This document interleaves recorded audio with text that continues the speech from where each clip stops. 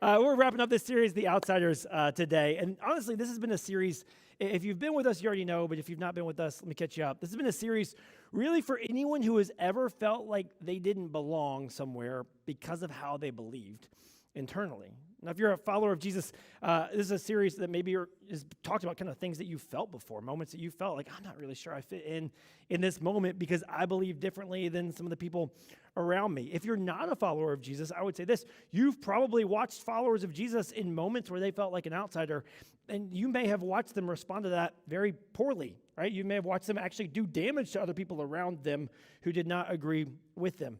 And maybe some of the reasons that you've actually stepped away from faith or never stepped into faith or engaged faith at all is because of the ways that you've seen people who had faith engage with it. And this is a series, honestly, to kind of give you a perspective on how we probably ought to be living as outsiders as well. Now, just make sure that we're all on the same page here, just coming into this final week. Make sure we're all on the same page. Let me give you what's been our working definition of an outsider. We said that an outsider is someone who lives confidently and compellingly. So they're confident about it, they feel confident in it, but also they're not just ticking people off, right? They're compelling in the way that they live as well in a culture that does not necessarily share their values. Anyone who lives confidently and compellingly in a culture that does not share their values. Now, the reality is, anyone can claim to be an outsider, but not everyone actually is an outsider, and not everyone actually lives like an outsider.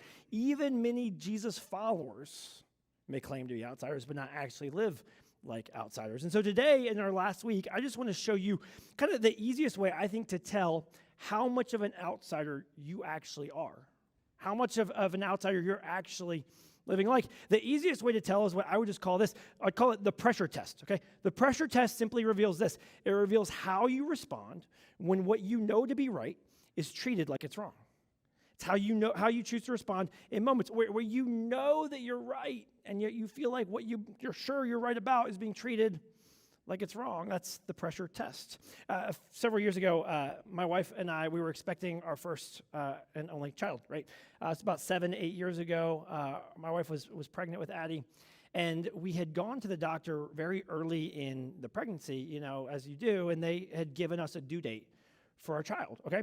And they had given us the chance to go do like an extra ultrasound to confirm the due date kind of a thing, but our insurance wasn't going to cover it, and I was like, well, is it like, do you need that for the baby, or you just need that for a date on the calendar? They said, it's just a date on the calendar. I said, well, I'm cheap, so we ain't paying for that. You know what I mean? Like, we're good. The baby's going to come when the baby comes. It's going to be okay. They said, okay, well, we'll just estimate your due date, and we'll keep it as is. I said, that's fine. Okay. So a few months into the pregnancy, we started going to ultrasounds on a regular basis. If you've ever gone through this, at some point, you're going like every week for another ultrasound. And the ultrasound tech consistently throughout the pregnancy would say to us, hey, it looks like your baby is actually tracking to be due about 9 days later than your stated due date. And I said, well, that makes sense because, we were just they were estimating it, and we didn't give the real one to figure out what the exact date would be. So it makes sense that the baby would be about 9 days late, or that would be off, And so we would talk about that with the doctors and the nurses every time we would go. They would tell us, looking at the ultrasound, ultrasound tech said you're about 9 days tracking later than your actual due date. And we said, okay, great, no problem. Okay. So then the week of the stated due date, the originally defined due date, came up. And we go to the office, and the doctors look at us, and they say, well, you're due really soon, and the baby hasn't come yet, so we need to start talking about induction. Now, I knew that Emily did not want to have an induction. I knew that wasn't she's trying to avoid that if she could. And I also knew that our due date was 9 days later than the paper said it was, and I just simply said, well, we've been talking this whole time, and we know that the baby's actually tracking for a due date 9 days later than what's on the paperwork. And they said, yeah, that's true, but we don't officially change the due date unless the baby is 10 days later than what's on the paperwork. I went, hold on a second. They said, so we need to start talking about having an induction. I was like, hold on a second. What do you mean? We know that the baby is tracking 9 days later than what's on the piece of paper. But we have to go by the piece of paper, and we can't change the paper if it's not 10 days later. And I got so mad. And so I'm debating with them, and I'm arguing with them. I'm like, guys, we just changed the date. It's not that hard. Give me the pen. I can fix this for you. This is it's all a formality. Like, what are we doing? And in the meantime, Emily, who I know deeply does not want to be induced, is just sitting there quietly. And I'm just go fight on my girl's behalf. You know what I mean? Like, I'm just like, carrying the mantle. Let's go. All right. So I argue, and they're like, well, we'll talk about it at your next appointment. I'm like, okay, I'll come ready. I'll do my research. We get in the car, and before we leave the parking lot, Emily looks at me. She goes, what are you freaking out about? I said, well, they want to get you induced. And now 9 days, 10 days, all the thing. I'm like, you were there. You know what they're trying to do. She looks at me. She goes, dude, if I'm not ready to have the baby, I just won't go to the hospital.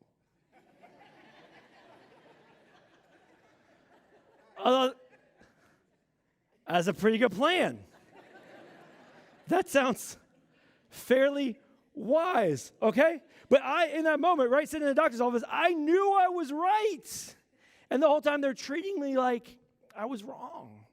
Now, it's one thing when you're in that moment, with an ultrasound in a doctor's office. It's another thing when you're in that moment, in moments of your faith journey, when it comes to topics of your faith. It's different when your boss is looking at you and asking questions about why you're doing things in an ethical way when he's asked you to do things a slightly more creative way, right? It's different when your friends are asking you to do things with them or make decisions with them that you don't really want to do it, and you really have a different opinion about it, and they're treating your opinion like you're the wrong one in that moment. It's different when it comes to the things that we care about the most deeply. Now, through the course of this series, we've been studying throughout the book of Daniel. We've been journeying with the story of Daniel, who was a young Jewish boy who was kind of taken from his homeland and put into exile in the Babylonian Empire and really forced to live like an outsider, living like a Jewish person in a kingdom ruled by and full of pagan people. And we've talked throughout this series about different moments in Daniel's life where he had to make decisions, right? It's to live in a certain way and to choose to live like an outsider when everyone else disagreed with him and when everyone else shared values differently than him. Today, we're going to jump into a moment that happened later in Daniel's life. In fact, it's a moment that happened after Daniel had been a part of the Babylonian Empire for decades at this point. And a moment really where Daniel experienced the pressure test, and he responded in a way that honestly, I would say most of us miss out on. And most of us miss something because of the fact that we don't realize that his response is a response that we can take as well. Let me catch you up. Let me set the scene for this real quick. So this is decades after Daniel was taken into Babylon. And by this point, Daniel has gained a decent amount of influence within the Babylonian Empire. He's been an advisor to kings, not just one. In fact, throughout his time, we're now on the third king that he's advising, right? This is Darius, King Darius, the Cyrene. He starts advising him, and he's got deep influence with Darius. And King Darius decides that he's going to bring some organization to his government. Sounds like a good idea, right? Every government could use a little organization. So he says, I'm going to organize my government, and he decides to separate the kingdom or divide the kingdom into 120 provinces. And over each of these provinces, he's going to place an officer. So there's going to be 120 officers leading these 120 provinces. And then he decides, 120 people, that's a lot of people to manage. So he decides he's going to bring a little bit more structure and organization to that and appoint 3 administrators to oversee these 120 officers. And he's going to appoint Daniel and 2 others as well to be administrators over these officers. But then, because Daniel has proven himself to be so wise and so trustworthy, the king decides and he begins to plan to put Daniel over the other administrators as well. And so Daniel's about to get the highest promotion that he could ever possibly get. I mean, whatever your corporate ladder is, or your social ladder, or your social hierarchy at school or among friends or in the neighborhood, or whatever that ladder, that structure looks like for you, Daniel's about to get to the highest point that he could possibly get to on that ladder or in that structure. And naturally, the other administrators begin to be jealous of Daniel. I mean, after all, Daniel's not even from here. He doesn't even believe what we believe and think like we think. He didn't even grow up here. He wasn't even born here, right? But they start to get jealous of Daniel. And the author tells us that the other administrators and high officers began searching for some fault in the way that Daniel was handling government affairs. Like, we got to find something wrong with this guy that would disqualify him from being able to be appointed in leadership over us. Only one problem. We're told that they couldn't find anything to criticize or condemn. They looked everywhere. They thought through everything. They processed it all. They couldn't find anything about Daniel to criticize or condemn because he was faithful and always responsible and completely trustworthy. And so they concluded. They came to a final conclusion. They kind of made a decision on this. They said, our only chance of finding grounds for accusing Daniel will be in connection with the rules of his religion. In other words, the only way to get him to do something wrong is to make something that he's doing right wrong. Right? The only way to catch him breaking the rules is to make a rule against one of his rules. And so they go to the king and they kind of butter the king up. They go to the king, they're like, "King, may you live forever. You're so majestic. You're so great. Such a good king." They really butter him up. They tell him how wonderful he is. And they're like, "King, because of how wonderful you are, you know what you should do?" They say, "You should give orders that for the next 30 days, any person who prays to anyone, divine or human, God or man, except to you, your majesty, will be thrown into the den of lions." They say, "And now, your majesty, issue and sign this law so it cannot be changed. Make it an official law of the Medes and Persians that cannot be revoked. You can't take it back." So King Darius goes, "That's a good idea. I am pretty good." And Darius signed the law. Let me stop here for a minute. Come. If you grew up in church or around church or really even around a grandparent who cared about church or faith, it's likely that you've probably heard this story before. You're probably familiar with this story. Somebody may have opened up a children's Bible and read it to you. Somebody may have sat in a classroom with a felt board and put some lions up there and Daniel and Pitt and the whole thing, right? And so if you're familiar with it, you kind of know this as a children's story, which in some ways can actually numb us to the actual realities of the story. Because this is far from a children's story. I mean, what Daniel is experiencing in this moment is a very adult situation. And Daniel's response in this moment is actually a very mature response. It's actually the kind of response that most adults go their whole lives having a hard time choosing for themselves. Look at Daniel's response. We're told that when Daniel learned that the law had been signed, he went home and knelt down as usual in his upstairs room with its windows open to Jerusalem. He goes home, throws the doors, the curtains open, and he kneels down and he prays in the same place that he has always prayed, in the same way that he's always prayed. And he's not doing it out of protest. I mean, this isn't like, let me open up my windows and pull out my bullhorn and make sure you guys know. Just when I think about this, and he doesn't step back either. He just goes home and he does the same thing that he's always done. He doesn't go to the basement. He doesn't find a prayer closet, right? He just goes home and he prays in the same place he's always prayed, with windows open facing Jerusalem, the site of the previous Jewish temple. Now, we're told that he prayed 3 times a day, just as he had always done, giving thanks to his God. And then the officials, these ones who have accused him or trying to create the situation, I should say, to trap him, they went together to Daniel's house and they found him praying and asking for God's help. Now, here's the irony in this moment, okay? Daniel is praying and asking for God's help in a circumstance that could have been just completely avoided by not praying. Like the only reason he needs to pray to ask for help is because he's chosen to continue praying in the first place. You go, "Daniel, it's just 30 days, man. Just take a few days off. It's going to be okay, And Daniel's like, "No, I'm going to continue doing what I've always done, but doing what I've always done is also the thing that requires me to now ask for help in the circumstance." The administrators and the officers see what Daniel's doing. Now they go off back to the king, and they just tattletale on him. They go, "Hey, king, listen up. We got news. You know that man Daniel? The one that he's not from here, right? That guy, he's got a different religion, believes differently than us, thinks differently than us, acts differently than us. But you know that one. You're going to put him in charge. Yeah, he makes good decisions sometimes. Okay, but you know that guy, one of the captains from Judah, is ignoring you and your law. He still prays to his God 3 times a day." Well, the king liked Daniel. He's a big fan of Daniel. So the king's kind of stressed about this. He's worried about this. And he spends all day worrying about this process. Is there a way I can get out of this? Is there a way to unravel this? Is there a way to undo this? And then at the end of the day, the administrators and the officers go back to the king and they go, "Hey, your majesty, listen, come on. I know you're processing this. I know you're thinking about this. I know you're stewing on this. But you know that according to the law of the Medes and the Persians, I mean, no law that the king signs can be changed. I mean, if you go back on this law, that would open up the door for you to go back on any law. I mean, if you change this now, how can you expect anybody to take anything you do in the future seriously?" King goes, "Yeah, you're right about that." So at last the king gave orders for Daniel to be arrested and thrown into the den of lions. And the king said to him, "May your God, whom you serve so faithfully, rescue you." And Daniel is descended down into this den of lions. Now, if you're familiar with the story, you know how this ends. But don't let this get lost on you. Because Daniel didn't know how this would end. And Daniel had no idea how this would turn out.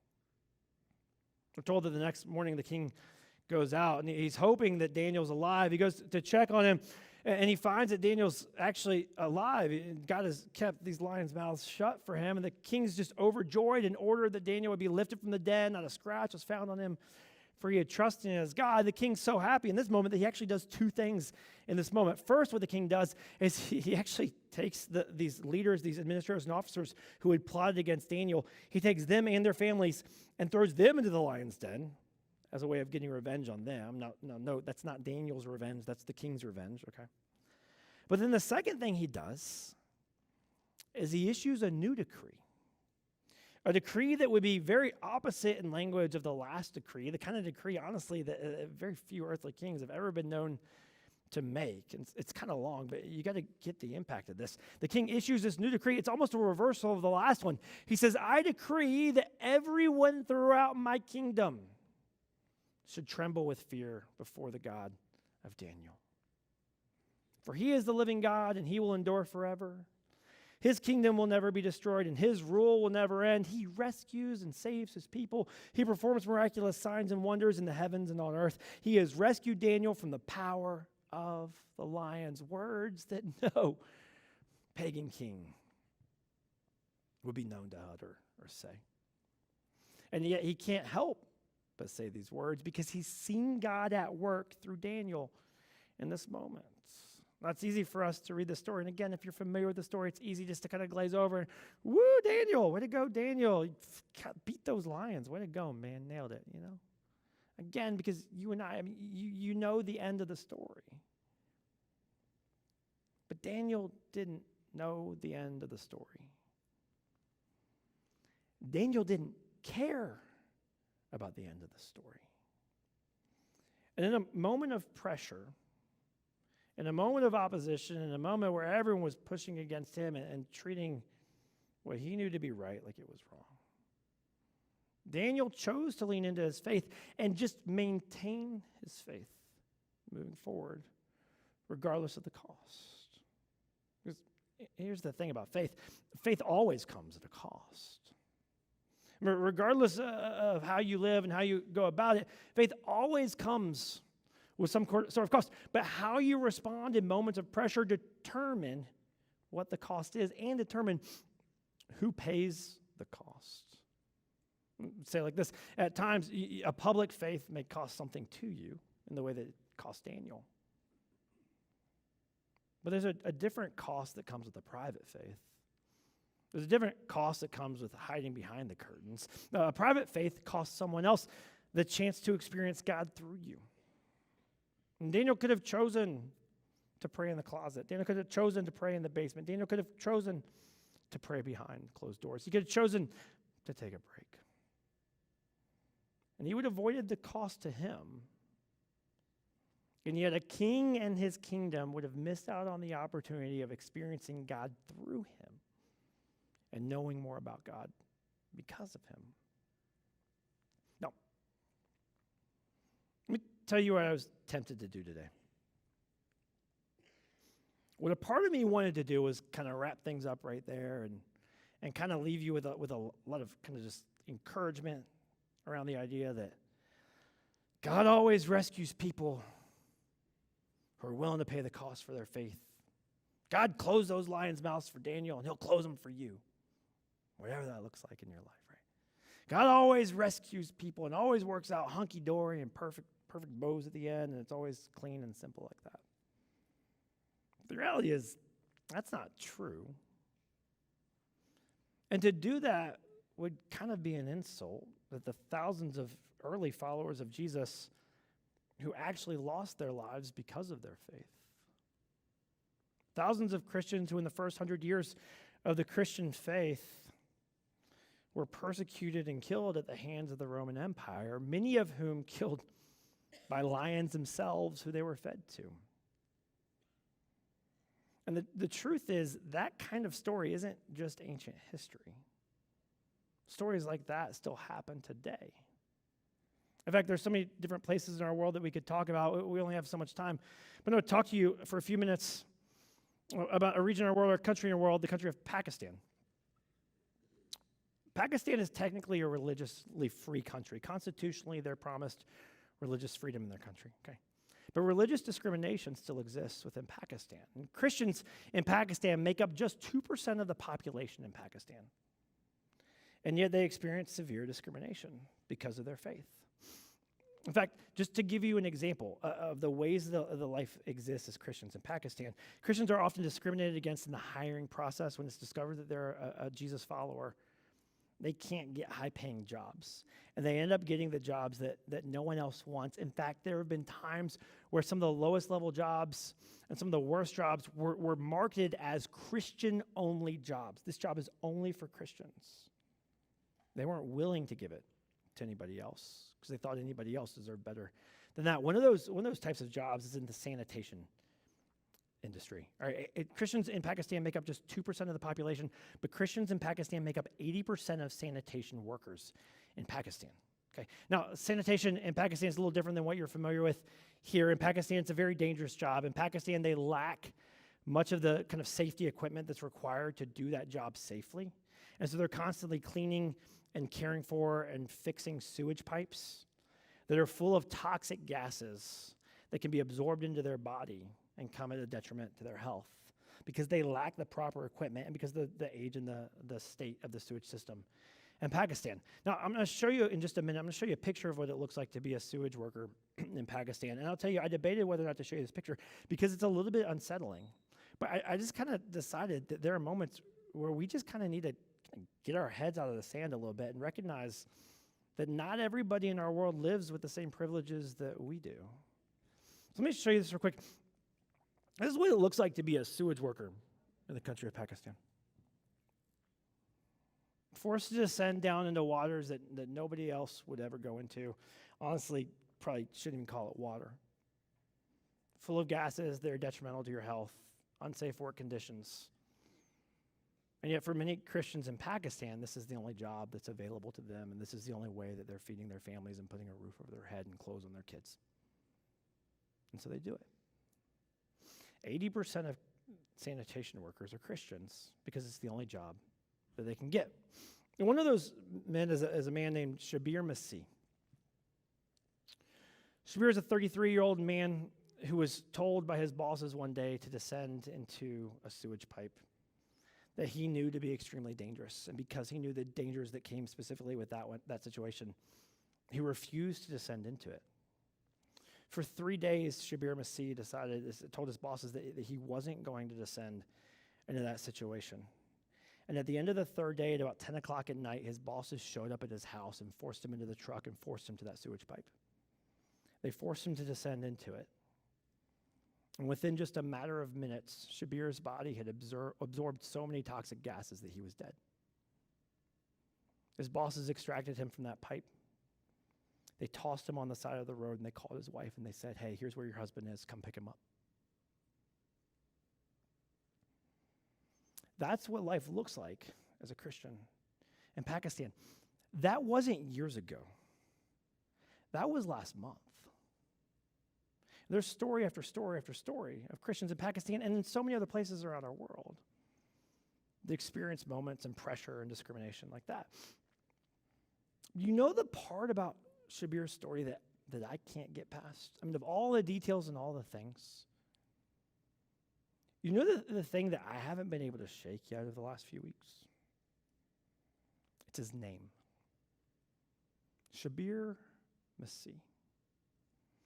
See, the word Masih is Arabic for Messiah, which, as many of you know, is one of the terms that's used to refer to Jesus. And Christians in Pakistan often choose to adopt the name Messiah into their name as a way of identifying themselves with their faith. In a similar way, you've seen individuals who are part of the Muslim community do this by adopting the name Muhammad as a part of their name. Christians in Pakistan often adopt the name Messiah into their name as a way of identifying themselves with their faith, knowing full well that name is going to go on every document that they ever sign, everything that they ever have to fill out, every job application, every resume, every copy of their government ID is going to carry this name. And knowing full well that anytime that anyone interacts with them for the first time, they're going to know the moment that they meet them, the faith that they identify with. And yet they choose to do it anyway.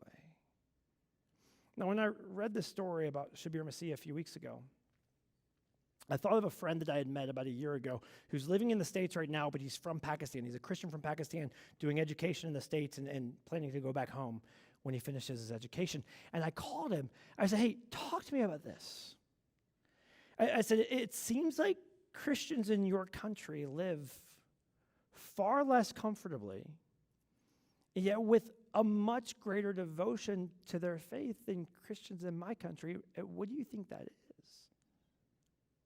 And he didn't hesitate. Through the phone, he said to me, it costs us more, so it means more to us. It costs us more, so it means more to us. Meanwhile, in America,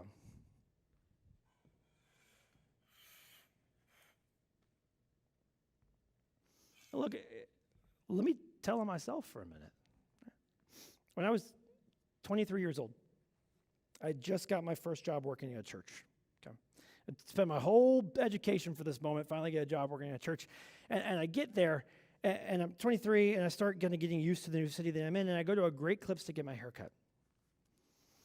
And the lady there starts cutting my hair, and we're talking, and she says to me, what do you do for a living? And I had that internal dialogue you've experienced in other places, but how do I bring this up? Do I bring this up? Do I want to bring this up? How's that going to make the conversation? Is it going to get awkward? Is it going to get weird? What am I going to say? Is she going to hate me? I don't know what's going to happen, you know? You know what I said? She goes, what do you do for a living? I said, I work in the nonprofit sector. You know how stupid that sounds? There's a guy on the other side of the world dying in a sewer because of his faith, and I'm afraid of my hairdresser. I'm serious. And I'm worried that she might look at me weird because of what I believe. Listen, it's not just me. Look, I know you do it too. Some of us find ourselves in moments, you'll go to the office on Monday morning, and somebody's going to ask you what you did this weekend, and you're going to tell them, yeah, I went to a bunch of grad parties on Saturday. That was fun, but tiring. Sunday afternoon was beautiful. We got out on the lake, and then Sunday night we grilled out with some friends. And you're going to breeze right past where you were at 10 a.m. on Sunday morning. Some of us, you've known your neighbors for 15 years, and yet still the only thing you guys talk about is grass. Well, your grass is looking pretty good. My grass ain't looking that good. I don't know. How's your grass? What are you putting on your grass? You think I should put seed on my grass now, or should I wait 2 weeks to put seed on my grass? Oh, it might rain. It might went away today, right? In 4 months, it's all going to be brown. And yet, in the same moment, you could be having a conversation about something that might actually make an eternal difference in their life. And you know the craziest part for me? The craziest part for me is our responses so many times in so many of these moments and so many of these conversations where we have the opportunity to mention our faith, bring up our faith, share our faith, tell them about our faith. And yet we're just, I don't know how they're going to respond. I don't know how this might get weird. I don't want to bring it up too soon. You know the craziest part for me is that in the vast majority of those conversations, what we're actually responding to isn't even pressure. What we're responding to in that moment is assumed pressure. We assume that it might get weird. Well, if I told them that I was at church, they might be like, oh, you're one of those weirdos who go to church. Maybe they had a bad church experience. Well, they knew that I believe that a guy rose from the dead. They're going to think, you're crazy. What's wrong? Like, we've never actually taken the risk to find out. We haven't actually experienced the pressure at all in our life. We're just assuming that it's there and we're already tapping out. And yet when we do that, what we're doing is costing them the opportunity to experience God through us. Opportunities for your neighbor to experience God through you. An opportunity for your hairdresser to experience God through you. An opportunity for your coworker to experience God through you. An opportunity for your family to experience God through you. And yet we're cutting it off because we're assuming that there might be a cost that we're not willing to pay. Let me ask you this question, and we'll wrap things up. If you're a follower of Jesus, if you're not a follower of Jesus, okay, but if you're a follower of Jesus, who's paying the cost of your faith? Is it you? Are you willing to take on the cost? Are you even willing to step into situations that might feel uncomfortable and might actually cost you something? Or is it the people around you who will pay the cost of never actually getting the opportunity to experience God through you? Because make no mistake, it will cost someone something. And you and I get the chance to choose the cost. But here's what I believe. I believe God's put you in situations and in arenas and relationships and in moments. And I believe he's given you positions of influence in people's lives for a reason. I think he's placed you there that they might experience their Heavenly Father in the person of Jesus through you. And he'll use you. You have to be willing to pay the cost on their behalf. Let me pray for us before we go. Jesus, we thank you for the ways that stories like Daniel's have been held and preserved and saved for us for thousands of years, that we might be inspired by them again and challenged by them again as well. God, would you truly challenge us at the deepest levels today? God, for those of us in the room who have found ourselves in circumstances where we're unsure how to mention our faith, bring it up, talk about it, share it, open up the fullest and deepest parts of ourselves, God, would you give us courage to do that?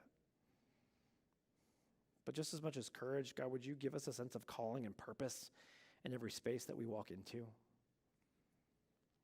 That we might see the opportunity that comes with being a light in a dark place, with being a Jesus follower surrounded by those who are not yet. God, would you use us to make you known to them, that they might experience the joy and the life that comes from knowing you. God, would you challenge us through the examples of our brothers and sisters around the world? Would you be with them and encourage their hearts this morning? Would you also use them to challenge our hearts as well? We love you. We thank you. We trust you to use us. So we make ourselves open to you. It's in Christ's name we pray. Amen.